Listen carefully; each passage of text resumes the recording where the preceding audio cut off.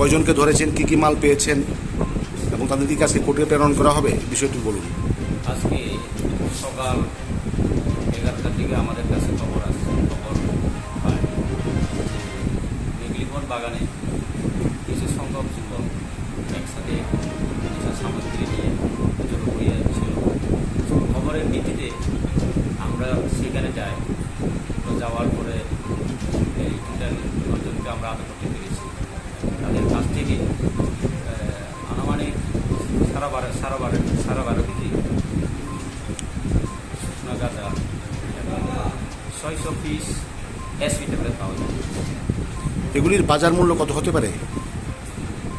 বাজার মূল্য লক্ষাধিক টাকা হবে হতে পারে। আচ্ছা, এখন আপনারা কয়জনকে ধরতে পেরেছেন? টোটাল 9 জন। সব কি এই সিমনা এলাকার? আজকে কি তাদেরকে কোর্টে প্রেরণ করা হবে? আমরা এফআইআর লস করব। লস করার পরে